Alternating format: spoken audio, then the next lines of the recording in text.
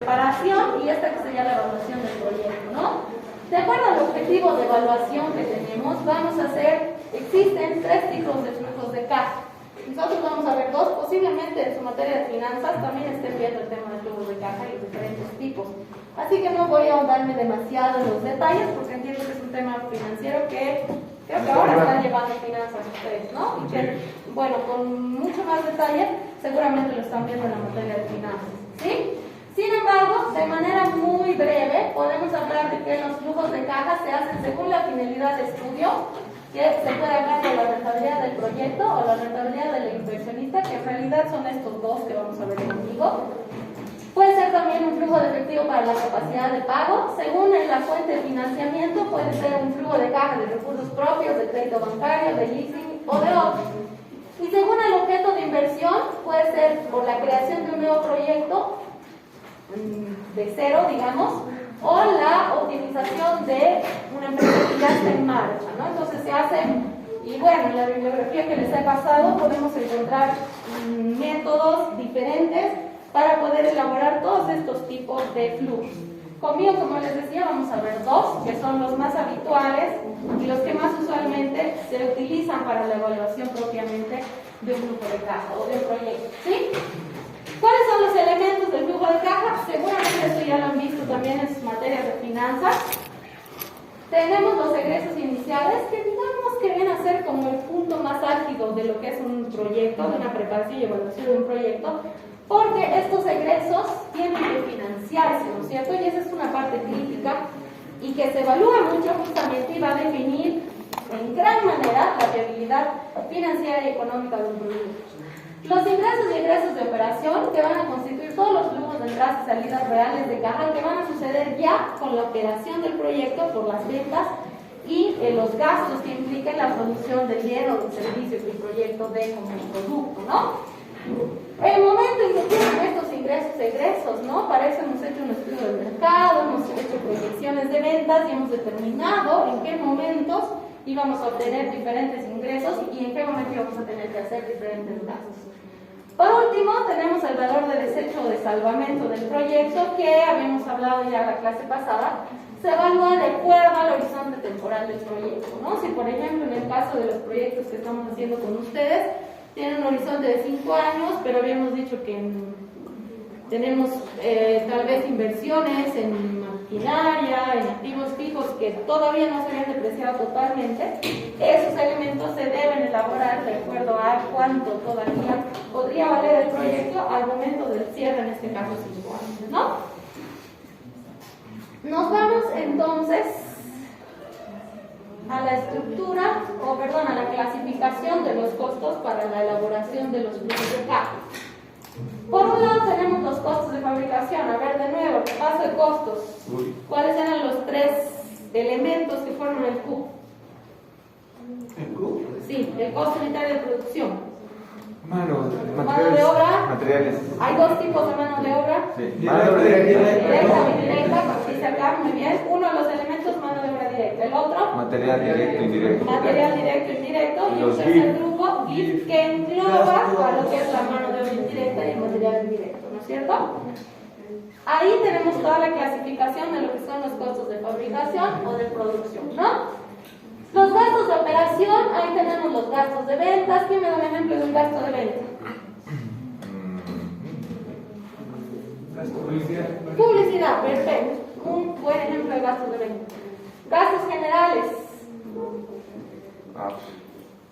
¿Qué entra dentro de gastos generales? Material de escritorio. Ya, muy bien. Material de escritorio. Dentro de los gastos administrativos. Ejemplos. Bueno, serán sí sueldos y salarios, pero del personal de administración, ¿no? Porque si son sueldos y salarios de personal operativo, estaríamos hablando de mano de obra directa, ¿sí? Gastos financieros. ¿Quién me da un ejemplo de un costo financiero? ¿Chequera? Ya, muy bien, un ejemplo que usualmente no me dan. Normalmente, cuando hablamos de gastos financieros, estamos hablando de intereses o comisiones que nos pueden cobrar las entidades bancarias, ¿no es cierto? Sí. Pero una chequera también viene a ser un costo financiero porque es parte del proceso de poder mover nuestro dinero. Y finalmente tenemos aquí los otros gastos que los clasificado en incobrables e imprevistos. Toda empresa, sobre todo que trabaja con crédito, debe tener una previsión, y ahí tenemos eso que con uno allá en algún momento de la carrera nos enseñaron, ¿no? Que se llamaba previsión para cuentas incobrables, ¿no es cierto? Que dependiendo del rubro en el que se encuentre la empresa, debe tener siempre un porcentaje de previsión por alguna salvedad de que algunos de sus clientes no le paguen, más aún si la empresa no trabaja con garantías. Ustedes saben que hay muchos proveedores de servicios que no necesariamente le exigen una garantía al comprador para darle una línea de crédito, ¿no? Y a veces, por algún motivo, el comprador no puede pagar y las empresas tienen que asumir este costo como parte de sus servicios, ¿no? Nos vamos entonces a lo que es la estructura del flujo de caja. Aquí tenemos dos estructuras que, si ustedes se fijan, son muy similares, pero que evalúan cosas distintas, y que ahorita en un ejemplo práctico vamos a ver cómo se manejan, cuáles son las diferencias, y vamos a ver que estos elementos que están pintaditos en rojo hacen una gran diferencia a la hora de evaluar el proyecto. Y por lo mismo, en esta estructura, que ahorita lo vamos a ver por detalle cada una, estamos hablando de un flujo que va a medir la rentabilidad de la inversión.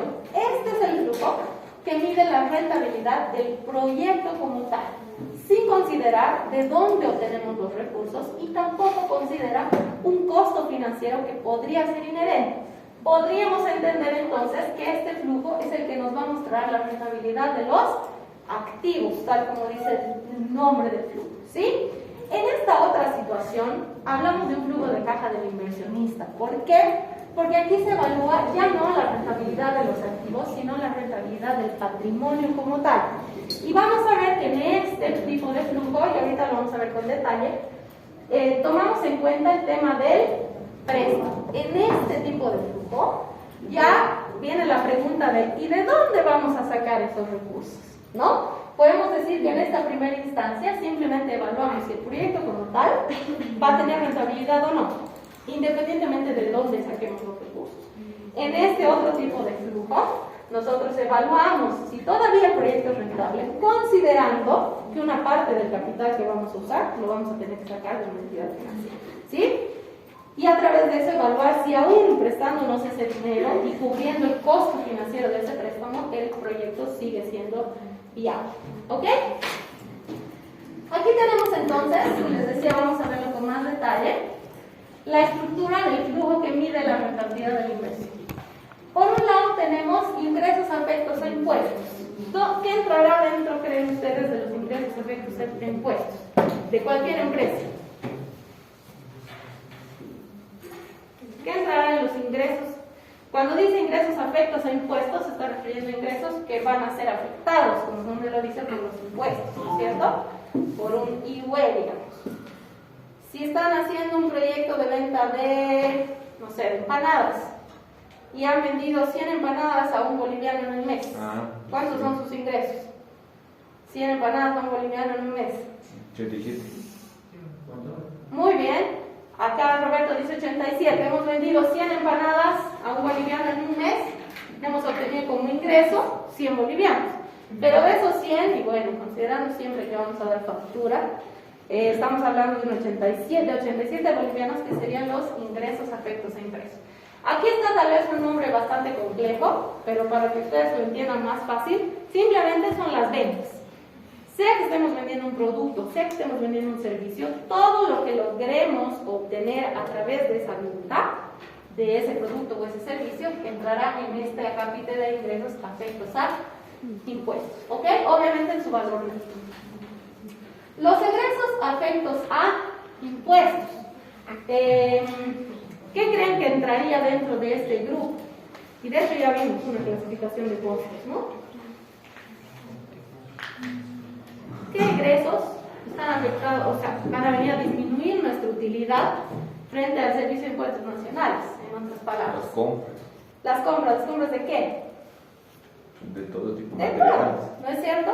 De materia prima, mano de obra, aunque no genera crédito fiscal, pero sí es un costo que va a venir a disminuir las utilidades de la empresa, ¿no es cierto? Entonces, dentro de estos ingresos estaríamos hablando de todo aquel gasto que implica que la empresa tenga que hacer para obtener estos ingresos, ¿sí? Hablamos aquí de un conceptito que es el EBITDA. No sé si lo han visto en su materia de finanzas. ¿Capaz? ¿EBITDA? ¿No? Bueno, ¿qué significa el EBITDA? Son Earnings Before Interest, que en español tendría que traducirse como beneficios, digamos, o utilidades antes de intereses, taxes que son impuestos, depreciation que es depreciación y amortización. Ah, las UAI. Sí, exacto. Utilidades en antes de español. impuestos e interés. Exacto, ¿no? Y bueno, este conceptito se puede hablar un poquito más, pero si ya lo han visto como UAI también, de la traducción al español, en finanzas, bueno, creo que ya tienen una idea más cabal de lo que es el EBITDA, ¿no? Aquí solo lo vamos a mencionar como parte del flujo de caja. Restamos aquí los gastos no desembolsables. ¿Qué son los gastos no desembolsables? Aquellos que disminuyen la utilidad, pero que no implican disminución de flujo de caja, de dinero. No sé si ya les he dicho este ejemplo, pero siempre lo utilizo creo que en todas mis materias. Creo que ya les he dicho a ustedes también alguna vez.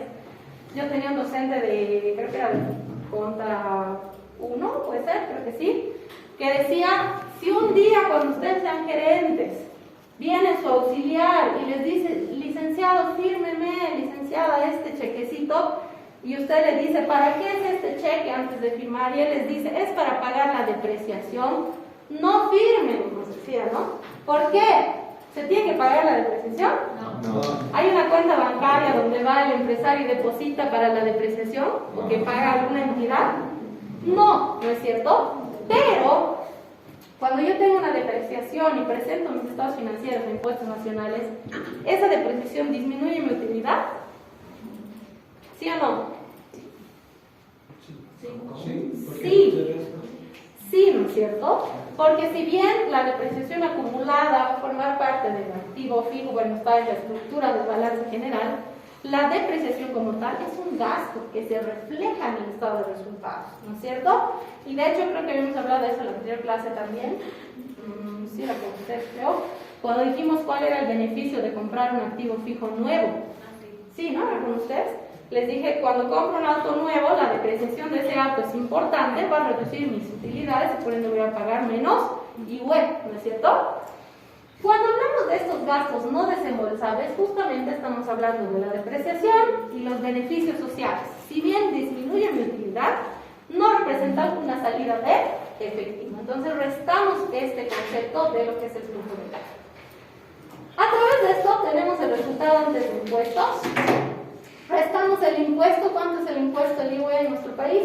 25%. De hecho, en esta bibliografía que les he pasado, el IVA es solo del 20%, el libro es chileno, y en Chile, por lo menos cuando se ha escrito el libro, el IVA era del 20%, ¿no? En nuestro país es del 25%. Tenemos entonces el resultado después de impuestos, sumamos y aquí ahorita les voy a explicar y cuando hagamos la práctica también, sumamos los gastos no desembolsables, estos que habíamos restado aquí, ahora los sumamos para justamente aquí tener el resultado, digamos, real, pero tomando en cuenta que estamos hablando de un flujo de caja de efectivo, ¿sí? Tenemos un resultado operacional neto y aquí restamos los egresos no afectos a impuestos, que acá les puse la nota y para que ustedes lo tengan también. Son inversiones que ya no van a aumentar o disminuir la riqueza contable de la empresa por el solo hecho de adquirirlos. Ahorita en el ejemplo vamos a ver qué tipo de gastos entran en eso, pero de manera general, por ejemplo, entra la amortización del activo intangible. ¿Qué es el activo intangible? Creo que hemos hablado en algún momento con ustedes. Software. Eso, software, por ejemplo, que haya desarrollado la empresa, un estudio de mercado que haya hecho. ¿Cómo? El know-how. Exacto, puede ser patentes que tenga la empresa, ¿no? Entonces, hablamos de ese tipo de ingresos y ahorita en la práctica vamos a ver cuál es el. Beneficios no afectos a impuestos son ingresos que generan y que no provienen de son ingresos que se generan, y que no provienen de la operación del negocio. ¿Cuándo sucederá esto? Cuando la empresa puede obtener beneficios que no son generados por su giro tradicional, normal. Vender desechos. Cuando vende desechos, ¿qué más? Hemos hablado de un ejemplo más o menos así la clase pasada. Cuando vende desechos, ¿qué más puede vender una empresa? Que no es lo habitual de su giro, pero que puede vender. Eso, los activos fijos, ¿no es cierto? Y de hecho, igual en Conta 1 teníamos esa cuentita que se llamaba ganancia en venta de activos fijos. Ese tipo de ingresos o beneficios que no son habituales, que no es el giro de la empresa, vienen a convertirse en beneficios no afectados. ¿Sí? Nos vamos a el otro tipo de flujo. ¿Qué es el flujo de caja del inversionista? Tal como les puse en la comparación, todos los elementos son los mismos, con la única diferencia de que aquí tengo que amortizar un interés del préstamo y que fíjense en la parte de aquí abajo tengo el préstamo y tengo la amortización de la deuda. Todos los demás elementos del flujo son exactamente iguales que en el anterior caso, ¿sí? Entonces, igual les he puesto ahí las flechitas para que ustedes lo tengan, pero básicamente es el mismo con esas tres salvedades, ¿sí? Nos vamos entonces a la parte práctica. Bueno, miento. Voy a haber resumido todo en uno para que hagamos un flujo y su evaluación adicionalmente. ¿Qué criterios de evaluación de proyectos tenemos? De hecho, en la bibliografía que ustedes tienen y mi plan era poder ver por lo menos 5 métodos que hay, pero por el tiempo vamos a ver solamente 2 que son los más básicos, los más típicos y que estoy segura que ustedes ya conocen, ¿no? Que es el famoso valor actual neto y la tasa interna de retorno. No sé si esto están viendo o ya han visto en finanzas. Sí, ¿Están bien? Ok. Igual, de manera muy general, porque tendríamos que haber visto esto a profundidad en finanzas, pero lo vamos a ver igual de manera general conmigo. Cuando hablamos del valor actual neto, aquí tenemos una fórmula, de hecho ya lo hemos aplicado, y aquí parece bien difícil, pero ya lo hemos hecho y es súper simple, ¿no es cierto? ¿Qué es lo que mide o lo que hace el valor actual neto? Habíamos dicho, ya hemos hablado de esto también un poco, es traer todos los valores futuros, los flujos futuros, al valor actual en el momento en el que se va a hacer la inversión y a esos valores o a esos flujos restarle la inversión inicial, ¿sí? De alguna manera esta vendría a ser una manera más simple de expresar la fórmula del valor actual neto, ¿sí? Esto no sé si saben, y tal vez su docente de finanzas me matará, pero hay una manera en que podemos calcular el valor actual neto a través de tablas, ¿sí? Que en realidad es lo mismo, solamente que alguien se ha pasado el trabajo de ir haciendo el cálculo de qué pasaría con $1 al 1%, $1 al 1% en un año, y en 2 años, y en 3, y en 4. Estáis haciendo esa división y ya queda esta tablita. ¿Cómo se utiliza esta tabla? No le digan a su docente de finanzas que decía esto y no la usen, por favor, si no les deja.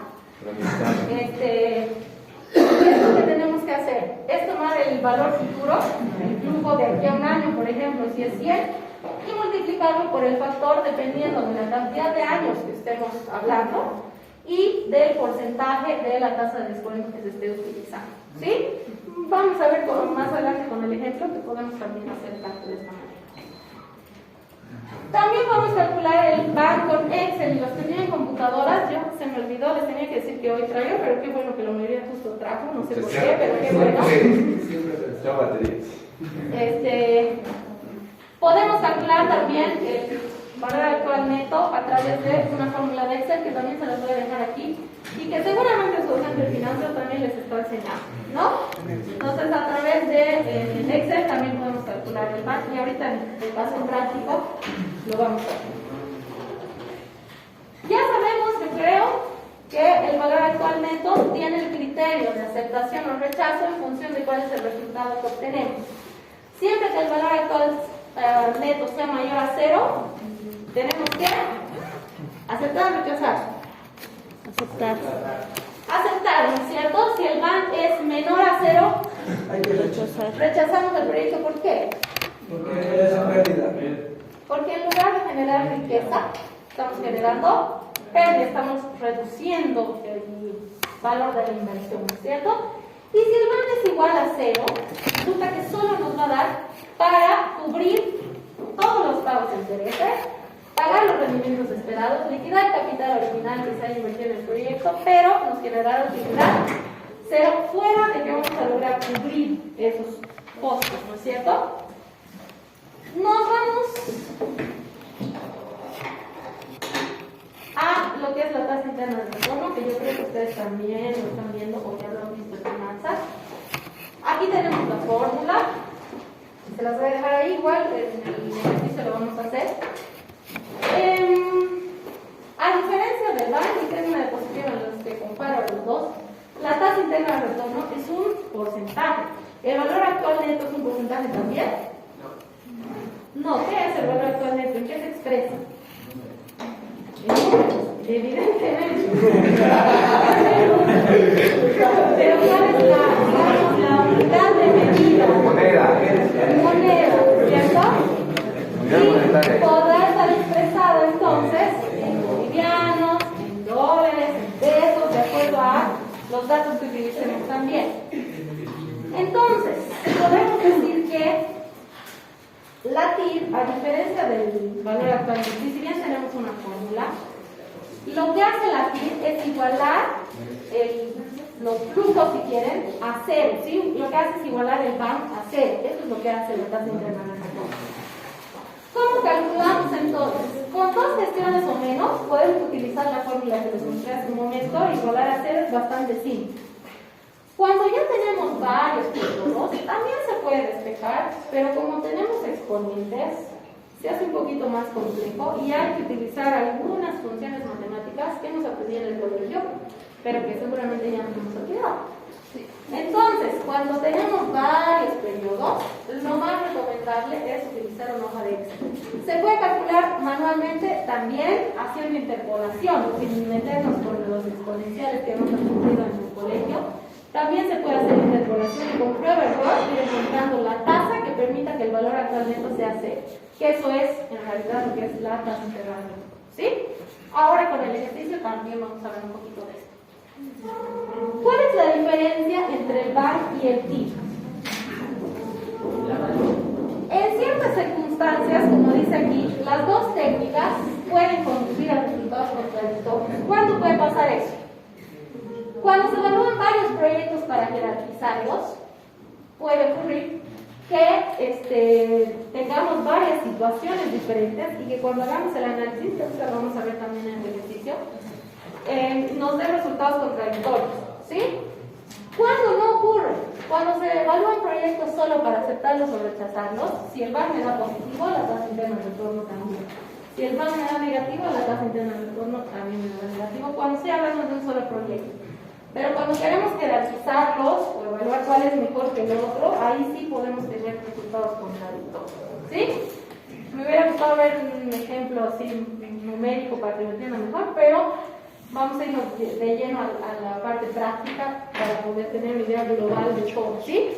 He ido a 1000 por hora con la teoría, chicos, porque asumo que ustedes ya lo han visto con detalle en finanzas, ¿sí?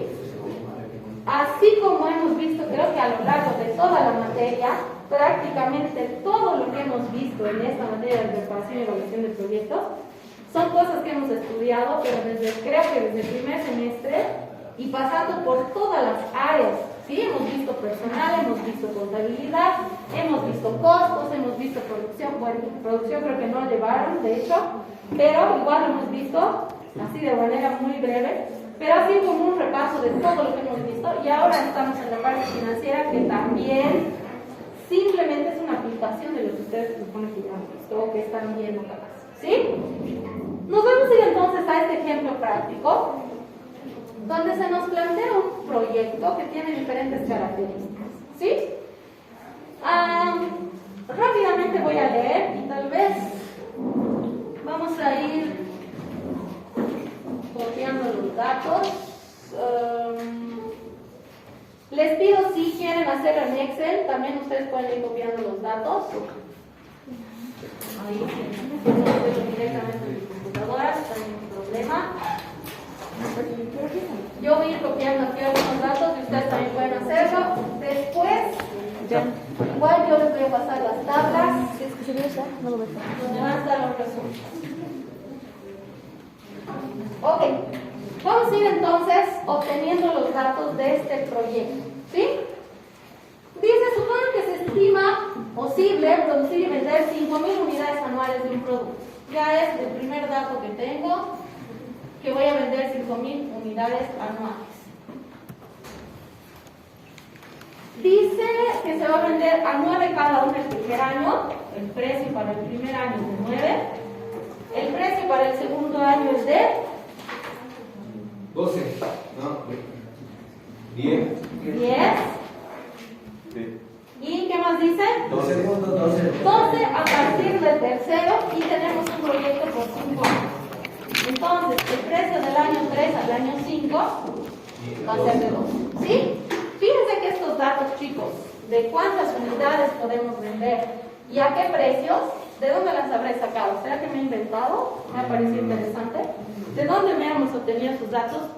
Si es que estaríamos haciendo un proyecto. En el caso de ustedes, si tienen que hacer esos proyectos de la competencia, ¿será que obtenemos esos datos?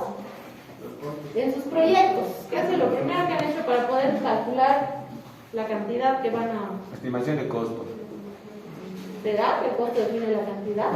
Ah, la cantidad. La cantidad demandada y también el precio de venta. ¿Quién nos da ese dato? Eso, un estudio de mercado. Por eso habíamos dicho que esta parte, que es la parte financiera, donde ya evaluamos el proyecto, no podemos llevarla a cabo si no hemos hecho antes el estudio del mercado, la parte de producción y demás, porque ahorita vamos a ir viendo que todos los datos los he ido obteniendo a lo largo del desarrollo del proyecto. ¿Sí? Tenemos 2 entonces el tercer año y el horizonte del proyecto son 5. El balance de materias primas, ¿en qué capítulo hacíamos el balance de materias primas? ¿Se acuerdan? En el 3, ¿no es cierto? ¿Y eso de dónde salía? Y estaba en función de el volumen de producción, ¿no es cierto? Del programa de producción que también dependía de la demanda. Entonces, dice que aquí el balance de materias primas, personal e insumos permitiría una producción hasta 5.500, es decir, que 5.000 estoy dentro de la capacidad. Se presenta en el siguiente cuadro. Fíjense que, chicos, después de haber hecho ustedes todos sus balances de insumos, de materias primas, haber averiguado costos, elegir la alternativa tecnológica y demás, todo eso les permitía llegar a esto. Todo eso hemos hecho para llegar a esto. ¿Sí?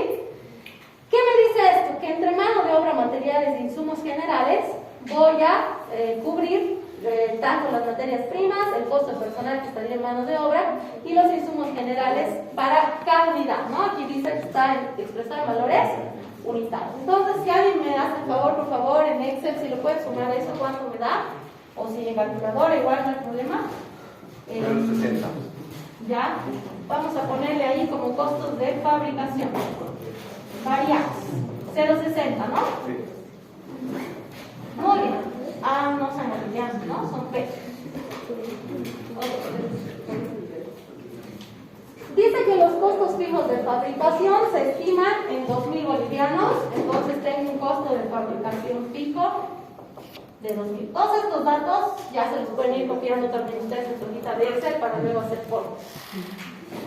Estos 2.000 dice que no incluyen depreciación. ¿Por qué la he aceptado? Porque en el flujo justamente hacemos esa separación de lo que no es desembolsable, ¿no?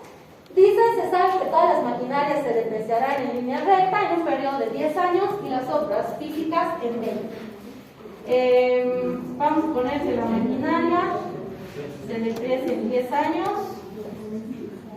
y las obras físicas 20. en 20. Y ambos se van a depreciar en línea recta, ¿no? El balance de maquinaria, equipos y tecnología y el de inversiones en obras físicas se resumen en esta tabla. Otra vez, ¿no? Hemos hecho todo un estudio, hemos hecho la macrolocalización, la microlocalización, hemos evaluado cuál es el costo de que nos traigan nuestros proveedores los insumos y todo ese trabajo se ha resumido en este cuadro, ¿no? Por eso les decía que el llegar a este punto, a la parte financiera, es súper complejo, ¿no? O sea, es un resumen del resumen del resumen, ¿ok? Ahí tenemos terrenos, si quieren se lo pueden copiar también ahí en su Excel, esos cuadritos. Tenemos terrenos 12.000, tenemos obras físicas y ahorita vamos a usar esos datos para calcular la depreciación. 60.000. Vamos a ver bien. 48.000. Y maquinaria 48.000. Gracias. Muy bien. Ahora vamos a ver para qué nos sirven esos datos.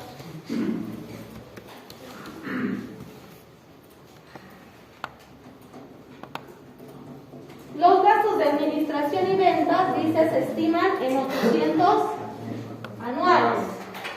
Administración y ventas, 800 anuales. Por otro lado, se cancelará una comisión del 2% sobre ventas. Comisión 2% sobre ventas. Los activos intangibles se amortizan linealmente durante 5 años. Los mismos incluyen los gastos de puesta en marcha y el estudio de viabilidad, que son 800. Ambos hacen un total de 2.000. Aquí les puse una aclaración, chicos, que ustedes lo pueden encontrar en la bibliografía que tenemos de la materia. En algunos libros, y se comenta justamente en este que estamos utilizando como base, en algunos libros se sostiene que el costo del estudio de viabilidad del proyecto, o sea, todo lo que ustedes habían gastado hasta ahora en hacer su proyecto, se debería incluir en el flujo del proyecto. Sin embargo, la bibliografía que estamos utilizando del autor de este libro dice que no es así, que no deberíamos utilizar, porque sea que hayamos hecho o no el proyecto, ese costo igual lo vamos a tener que hacer, gastar, ¿sí? Entonces, él recomienda que no se considere este estudio de viabilidad como parte de los gastos, justamente que aquí hablamos de los amortizables, ¿no? Entonces, aunque tenemos activos intangibles por valor de, ¿cuánto dices? 2.000, ¿sí?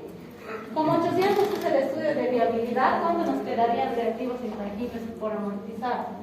Tenemos 2.000 activos intangibles. Bueno, lo voy a poner aparte y luego les voy a explicar cómo se hace esto. El estudio, 800. Muy bien. La inversión en capital de trabajo, ¿se acuerdan qué era el capital de trabajo? Hemos hablado en la clase pasada. ¿Qué era? Dimos un ejemplo con hamburguesas. ¿No? ¿Cómo era el ejemplo de las hamburguesas en capital de trabajo? Son los recursos para poner en funcionamiento. Ya. En el ejemplo de la hamburguesa que dimos, ¿qué era lo que la señora necesitaba comprar para poner en marcha, como dice ahí, su proyecto de hamburguesas? Sus ingredientes. Exacto, ¿no? Y ese dinero de los ingredientes, ¿será que sus clientes anticipadamente le iban a decir, a la noche le voy a comprar, por favor, vaya a traer papa, hamburguesa? ¿Será que le iban a pagar tempranito a la mañana? No, ¿no es cierto? Exacto. Y ella tenía que poner ese capital que posteriormente iba a permitir que ese negocio, ese proyecto funcione y empiece a caminar y empiece a generar utilidad sobre todo. ¿Sí? Entonces, fíjense que aquí dice que la inversión en capital de trabajo se estima en el equivalente a 6 meses del costo total desembolsado. Entonces, voy a poner aquí 6 meses del costo total desembolsado. ¿Por qué? Porque ¿se acuerdan que dijimos que ahí había que ver jugar con el tema del crédito de los proveedores? ¿Sí? Seguramente a esta empresa sus proveedores le financian o le esperan hasta 6 meses que pueda pagar, bueno, pero es solo la mitad, ¿no? 6 meses, perdón, sí, la mitad de un año, ¿no? Esperan 6 meses. Entonces, ese va a ser el capital de trabajo. Finalmente, la tasa de impuestos a las utilidades es del 25%, que eso ya lo sabemos, ¿no? Se nos pide elaborar los dos tipos de flujos. Aquí tenemos una tasa de descuento del 12% para el cálculo del PAN. Y acá se nos aclara que tenemos un préstamo, en el caso del inversionista, de 80.000 bolivianos. Lo voy a anotar también eso, nos va a hacer después. No para el primer flujo, pero sí para el segundo. Para el préstamo son 80.000 bolivianos en total. Tenemos una tasa de interés del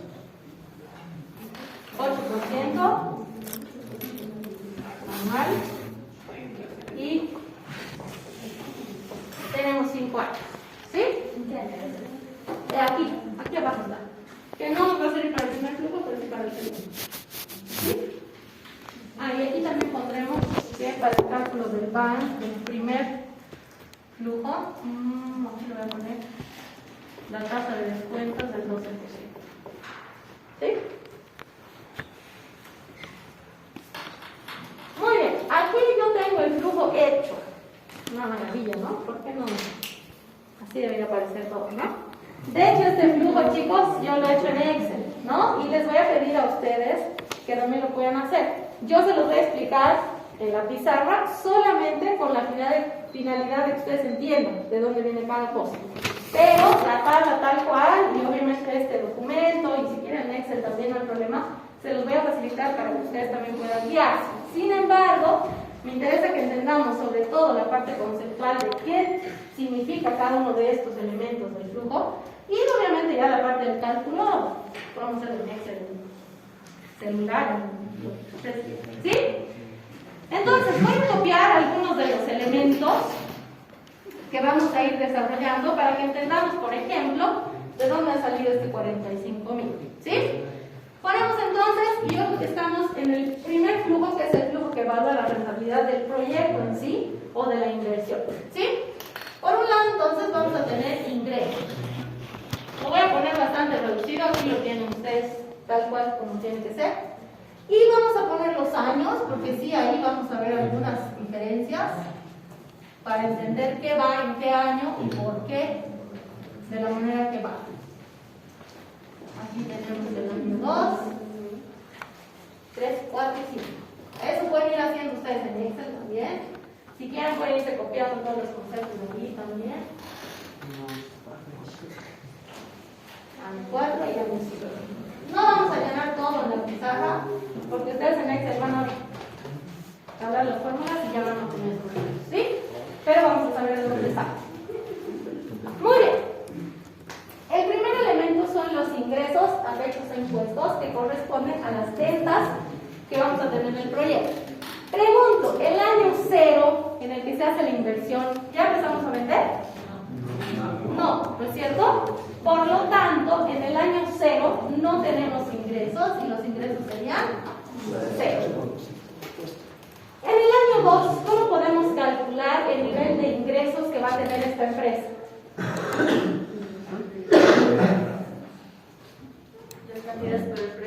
Perfecto. ¿Qué cantidad se va a vender todos los años? 5,000 unidades. ¿A qué precio el primer año? A 9, ¿cierto? Entonces, ¿cómo hemos obtenido estos 45,000 el primer año? Multiplicando 9 por 5,000 y eso nos ha dado 45,000. ¿Sí? Muy bien. Nos vamos al año 2. ¿Cuántas unidades se van a vender el año 2? Igual, 10. 5,000. ¿Pero cuál va a ser el precio de venta? 10. Y de ahí hemos obtenido 50. El año 3, ¿cuántas unidades se van a vender? Igual, 5,000. ¿Y cuál es el precio de venta? 12. Y de ahí hemos obtenido 60,000. ¿Sí? Acá aquí les voy a poner solo las fórmulas y ahí ya tenemos los resultados. ¿Sí? Muy bien, el año 4, ¿cuántas unidades se van a vender? Igual 5,000. Pero Y el mismo precio. va a seguir siendo 12 el año 3, 4 y 5. ¿Sí? De ahí hemos obtenido estos datos. Nos vamos al siguiente elemento. Bueno, aquí en el Excel yo se los puse diferenciados, los ingresos, efectos y todos los conceptos que están adentro para que se entienda. Entonces este simplemente es un total. ¿Sí? Aquí teníamos como un subtotal ventas y los mismos valores, ¿no? Pero no. Nos vamos a, por si acaso este va en positivo, y en negativo aquí tenemos los egresos. Dentro de los egresos que están afectos a impuestos y que son desembolsables, eso es importante, tenemos todos estos. Primero, los costos variables de fabricación. Aquí tenemos que el primer año son 3,000. de doble saldo estelar. Por un lado, sabemos que vamos a producir ¿cuántas unidades el primer año? 50. Va a haber 5.000. 5.000. Y los costos variables de fabricación, por aquí están, ustedes me lo han sumado, que era 0,60. La multiplicación de 5.000 por 0,60 3.000. nos da 3.000, que es justamente el valor que tenemos aquí. ¿Sí?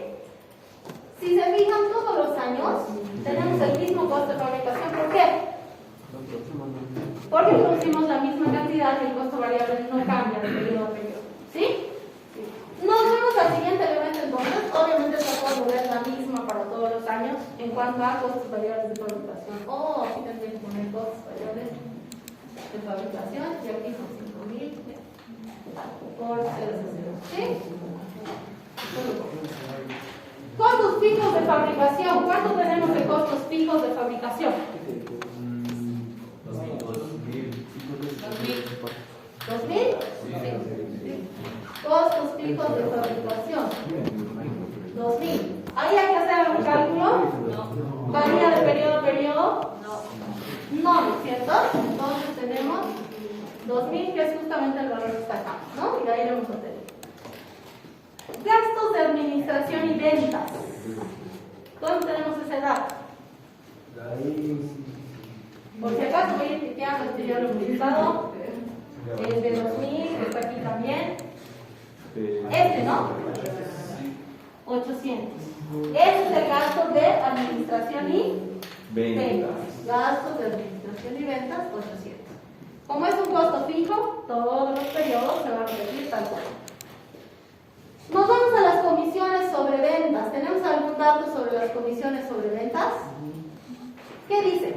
2% sobre qué? Sobre el valor de ventas. Entonces voy a tener aquí un 0,02 que se va a multiplicar por ¿cuánto? Por 5.000. Voy a multiplicar 0,02 por el valor de ventas, que es 45.000. Tendría que multiplicar por 5.000 y por 9, ¿no? En este caso sería 45.000. ¿Se entiende dónde está saliendo ese valor? Si hacen 0,02 por 45.000, ¿cuánto les da?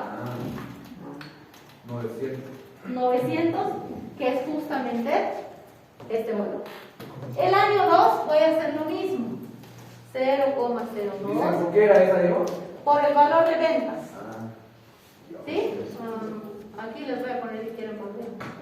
¿Por qué estoy haciendo esto? Porque me han dicho que la comisión va a ser un 2% sobre el valor de ventas. ¿Sí? Entonces, si vendo 50.000 el primer año, perdón, 45.000 el primer año, el 2% es 900. El 2% de 50.000 va a ser 1.000. El 2% de 60.000, 1.200, y se repite los años 4 y 5 que tengan el mismo nivel de ventas. ¿Sí? ¿Se entiende? Sí. ¿Seguros? Sí. Volvemos a repetir si no se ha entendido.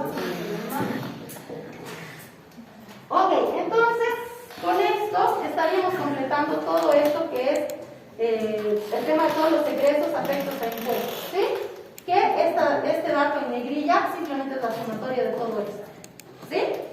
Todo esto, entonces, la sumatoria de todo esto me va a dar como resultado los egresos afectos a impuestos. ¿Ok?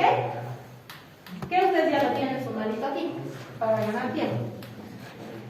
La resta de los ingresos menos los egresos me va a dar como resultado el EBITDA. ¿Sí? ¿Qué hago para calcular el EBITDA? Simplemente resto ingresos menos egresos. Y eso es lo que he hecho en todos los libros. ¿Ok? ¿Se entiende? ¿Sí? Por ejemplo, en el año 1 tengo 45.000 de ingresos menos 6.700 de egresos. ¿Cuánto me da? A ver, ¿qué vamos a hacer eso? Para que se entienda mejor. Vamos a tener, el primer año tenemos 45.000 de ingresos menos, ¿cuántos son los egresos? 6.700. ¿Cuánto nos da esto?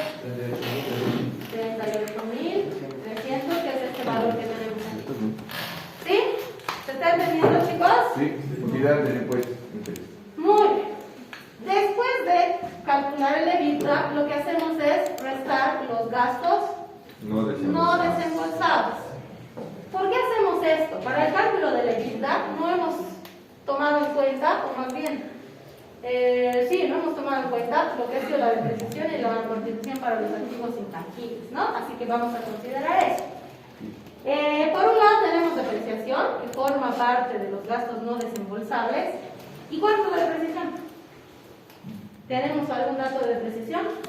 ¿Nos han dado montos, valores? ¿Sí o no?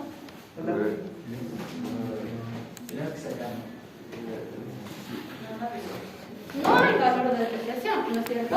Sin embargo, nos han dicho que este es el valor de inversión en obras físicas, este es el valor de inversión en maquinaria, y estos son los años en los que se van a depreciar. Entonces, y tenemos que calcular en línea recta. ¿Cómo calculamos en línea recta? Que es el método que se utiliza en nuestro país, que está aprobado por la CIE. ¿Cómo se calcula? ¿Se acuerdan? Otra vez conta uno, ¿no? Eso, dividir. ¿Qué dividimos? ¿Ya? Perfecto. El costo de inversión de obras físicas es 60.000. ¿Y cuántos años dice que tarda en depreciarse? 20 años. 20 años, ¿no es cierto? Pero no es físico. Sí. Estamos en físicas, ¿no? ¿Cuánto nos da esto? 3.000. 3.000. Esto es de obras físicas, entonces. La depreciación de maquinaria, aquí son obras físicas, 48.000. ¿En cuántos años se deprecia? Esto nos da 4.800. Si hacemos la suma de toda la depreciación global, 7.800, que es justo el valor que tenemos aquí. ¿Sí? Debemos calcular este 7.800. Y se repite todos los años porque como se deprecia en línea recta y todos van a estar todavía dentro de su vida útil en los 5 años, se mantiene el mismo valor. La amortización del activo intangible. ¿Qué nos decían respecto al activo intangible? ¿Dónde está el activo intangible? No se deprecia, de hecho, pero ¿qué se hace con este activo intangible? ¿Se deprecia? No, pero se amortiza, ¿cierto? ¿En cuánto tiempo dice que íbamos a amortizar el activo intangible? Creo que no he copiado ese dato. Sí, creo que no lo he copiado. Vamos a ver. Creo que eran 5 años. Aquí está. Sí, los activos intangibles se amortizan linealmente en 5 años. Entonces, ¿cómo puedo saber el monto que tengo que amortizar de este activo intangible cada año? 2.000 entre 5, ¿no es cierto? Voy a hacer entonces la amortización del activo intangible y vamos a dividir 2.000, que es el valor del activo, entre 5 años, 400 pesos anuales, ¿no? Este también es anual. Y ese valor es el que tenemos aquí, 400. ¿Sí? Nos vamos al siguiente elemento. Resultado antes de impuestos. Ese resultado antes de impuestos simplemente es la resta del EBITDA menos los gastos no desembolsables, que serían la sumatoria de estos dos, ¿no? Depreciación más amortización, me va a dar gastos no desembolsados. Aquí tenemos amortización. Y aquí, si quieren, se los voy a anotar, que sería depreciación más amortización. ¿Sí? Aquí obtenemos el resultado antes de impuestos, que simplemente es la resta de ¿qué? Del EBITDA. Los gastos no desembolsables. Perfecto, menos los gastos no desembolsables. ¿Sí? Y de ahí obtenemos estos valores, ¿no? Si me lo pueden verificar, por favor. 38.300 menos 8.200, ¿cuánto nos da? 30.100. 30.100. 43.200 menos 8.200, 35.000. y así sucesivamente ustedes hagan su formulita en Excel y ya tienen resultados. el resultado antes de impuestos, tenemos que pagar el impuesto, ¿no es cierto? Y el IVA, que ya habíamos dicho en nuestro país, es del 25%. Lo único que hacemos es multiplicar 30.100 por 0.25, ¿no? Y ahí nos va a ir dando en cada caso el valor del impuesto, ¿ok?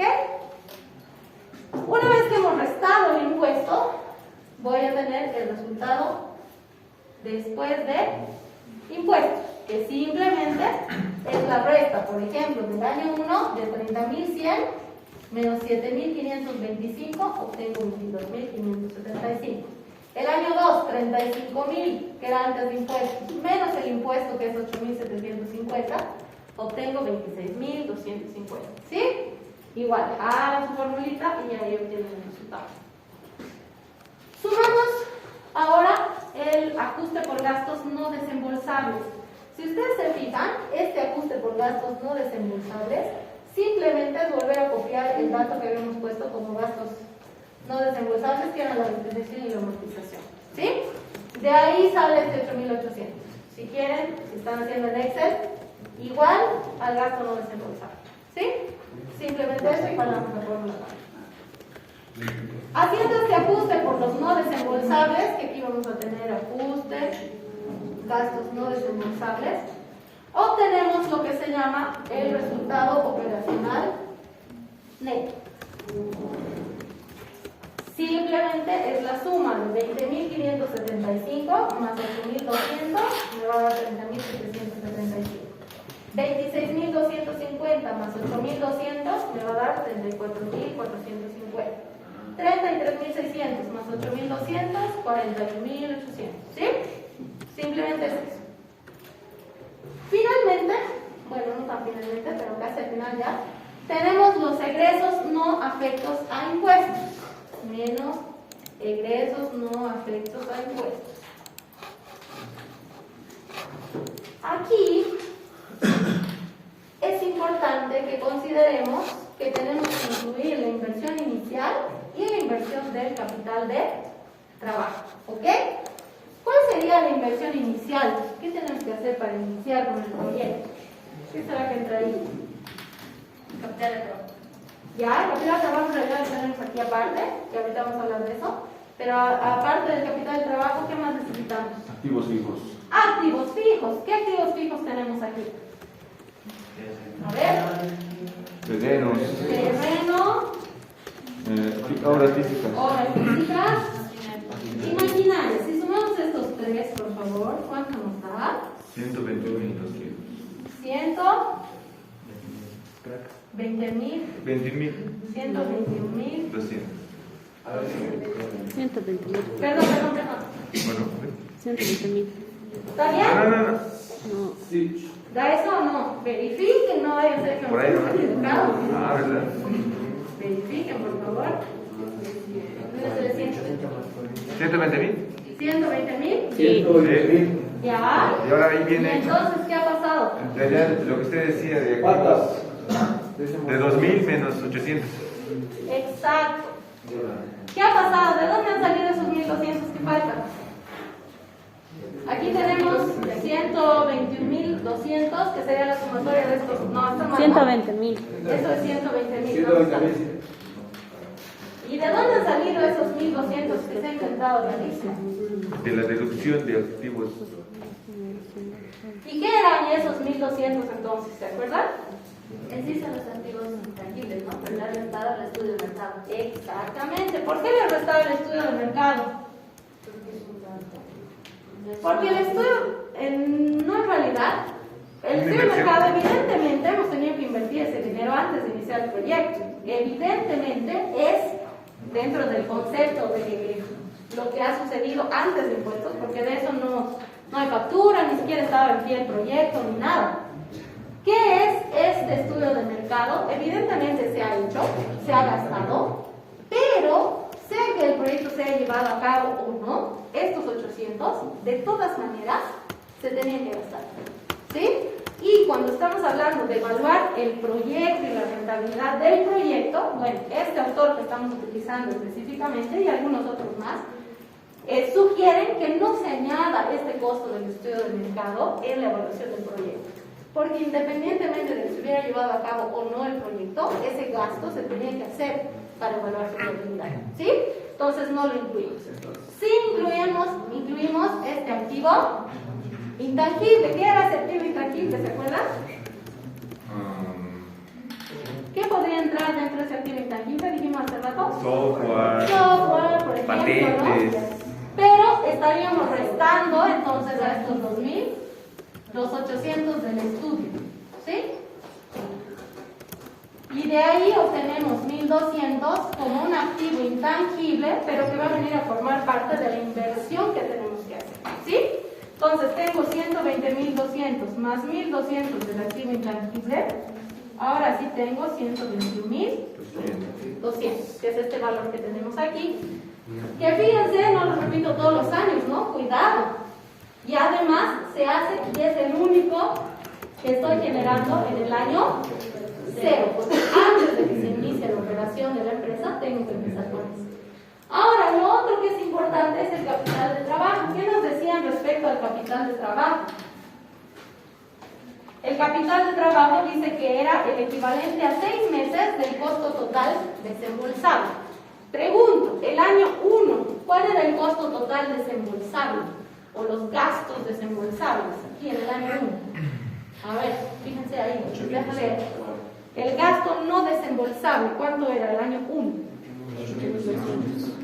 8.200. Perdón, tenemos que hablar de los desembolsables. Yo leí mal. Costo total desembolsable. ¿Cuál es desembolsable? Este está bien, es no desembolsable. Pero el desembolsable, ¿cuál sería?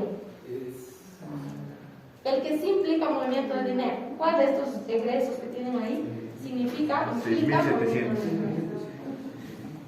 Sí, exacto, 6.700, porque los costos variables de fabricación que ahí tenemos, que son mano de obra y insumos, los tengo que pagar.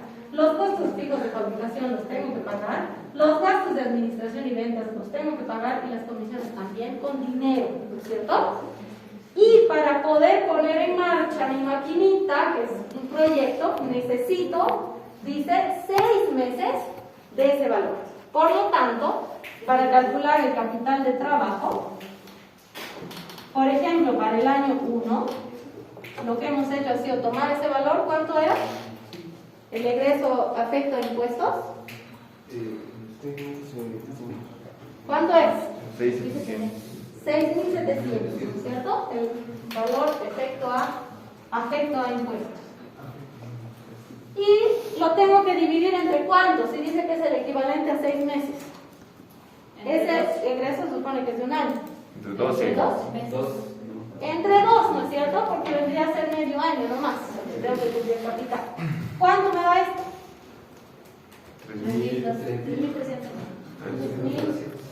3.300. Muy bien. Ese es el valor que tenemos aquí. 3.300. Ahora, sucede que el año 2 hay un efecto interesante porque, bueno, este capital de trabajo hemos dicho que es el dinerito que la señora agarra y compra carne, compra papa, compra, no sé, platitos, lo que va a necesitar para vender hamburguesas. Y en la noche lo va a vender y va a recuperar ese dinero. Y no es que mañana de nuevo necesita otro dinero para volver a comprar papa. Va a salir de ahí mismo una vez que ya la empresa esté funcionando, ¿cierto? Exacto, va a ir rotando. Entonces, cuando yo hago esta primera inversión en el año 0, ese capital que ya tengo va a seguir girando y no necesito el año 2 nuevamente poner otros 3.550. ¿Me dejo entender? Es como la señora que ya compró las papas fritas, ya las vendió en la noche, no necesita mañana otra vez empezar de 0 y prestar, digamos, dinero para ir a comprar las papas y la carne y demás. ¿Sí? Pero sucede que si calculamos, así como hemos calculado el capital de trabajo para el año 1, si calculamos el capital de trabajo para el año 2, a ver, díctenme ustedes, si divido el monto desembolsable, en este caso del año 2, ¿cuánto es el monto desembolsable? 6.800. Y lo tengo que dividir igual entre 2, ¿no es cierto? Porque es lo que tengo que cubrir. ¿Cuánto es? 3.400. 3.400.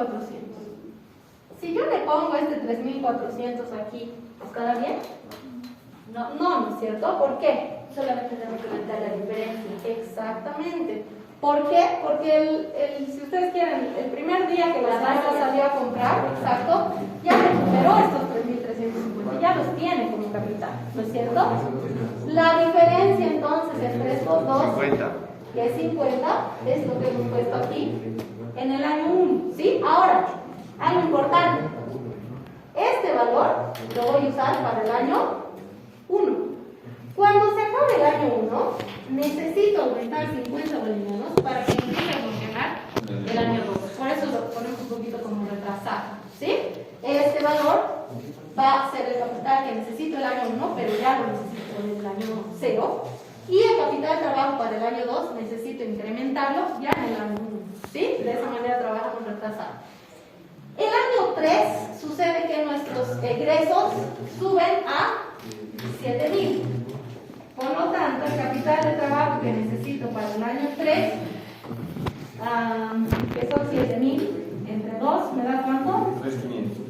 3.500. No puedo poner los 3.500 directo allá, ¿no? Pero ¿por qué pongo 100? Si la diferencia entre...